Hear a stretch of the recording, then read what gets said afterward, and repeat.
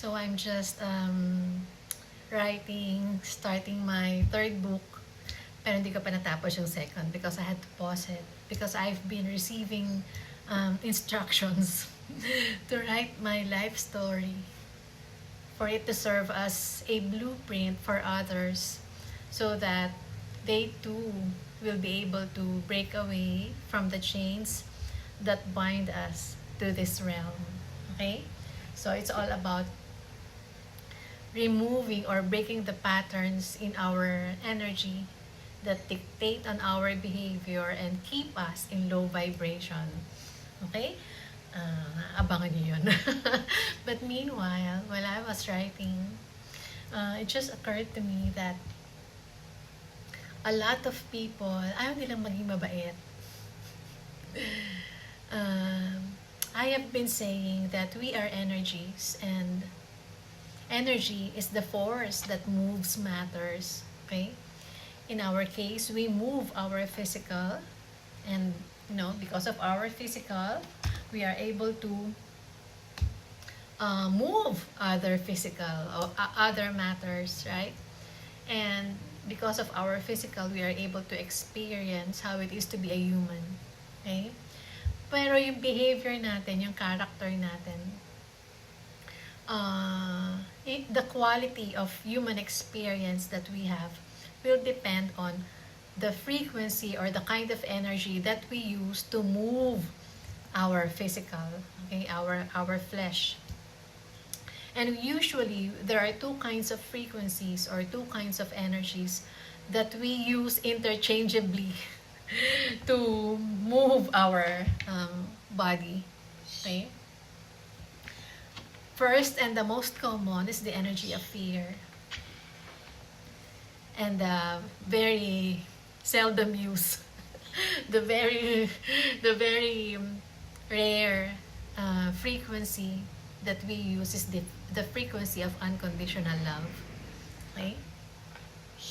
So the frequency of fear, when we use it, it simply means we do things out of fear.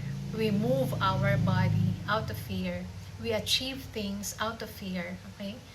Kumbaga, we follow our parents out of fear. We follow our teachers, our other caregivers out of fear.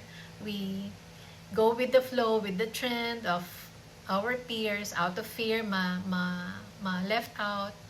We follow the trend of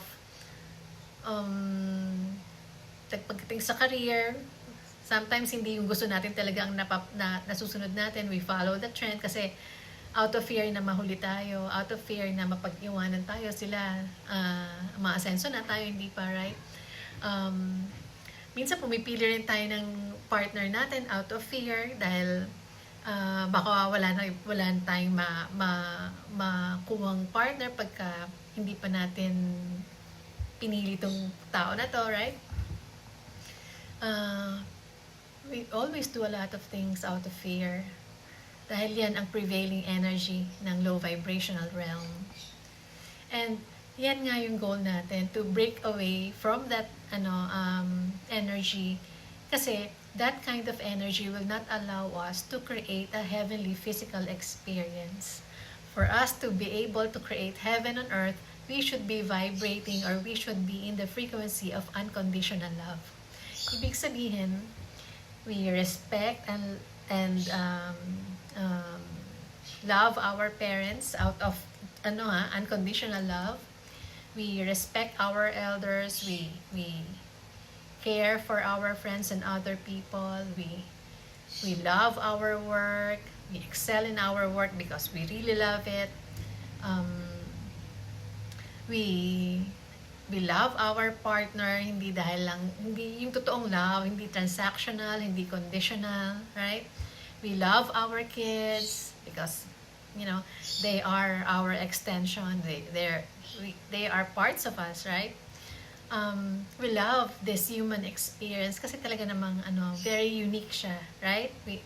We value the gift of life, right? But obviously, when we vibrate in the frequency of unconditional love, it means mabait tayo. we embody we embody the Christ consciousness, and not a lot of people want that.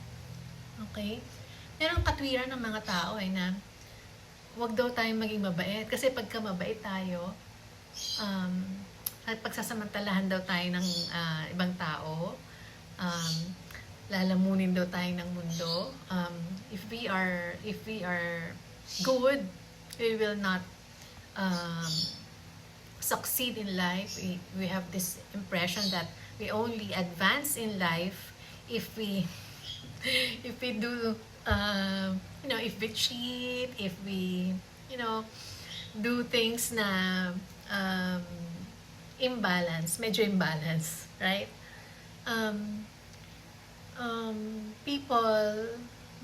A lot of people, parang gusto nila maging, yung parang, katakutan sila ng tao.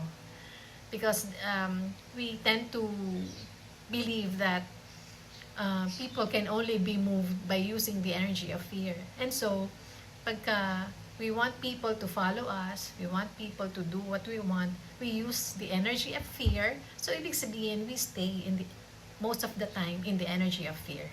Right? But, I'm sorry, that's not true. Na pagka mabait ka, pagkasamantalahan ka ng mga bad na tao. Right? Because when you are in the energy of unconditional love, you will not even attract low vibrational energies. Okay? You will not attract problems. You will not attract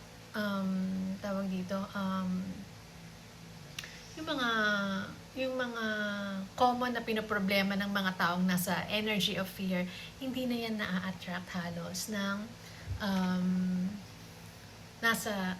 energy na nasa unconditional love. In fact, hindi mo na nga yan halos mapapansin, yung energy of fear. Kahit gusto mong magtaray, magalit, or what, hindi mo na magagawa. Right? Kasi your energy dictates on the behavior of your physical. And if it's in the energy of unconditional love, kahit pilitin mo pa, hindi mo na magagawa. Minsan nga ako natatawa ko sa sarili ko eh. You're still having a human experience. You still see what's happening around you. And minsan pagka parang naiinis yung mga iba sa nangyayari, ako nga napapaisip ka, mainis din kaya ako, magalit din kaya ako, pero hindi ko talaga magawa. I stay in my peaceful, calm, steady energy because I know that would be more beneficial to the situation. It will not being angry, being sad, yung bang tipong makikisimpatya tayo sa ibang tao because they are angry, they are sad, we want them to see that we sympathize with them. When you're in the energy of unconditional love, you have the wisdom. You will be able to discern na hindi makakabuti na we add to the low vibrational energy ng sitwasyon. We know na mas makakatulong kung ang energy natin mataas so that mahila natin pataas yung sitwasyon. Do you get what I mean?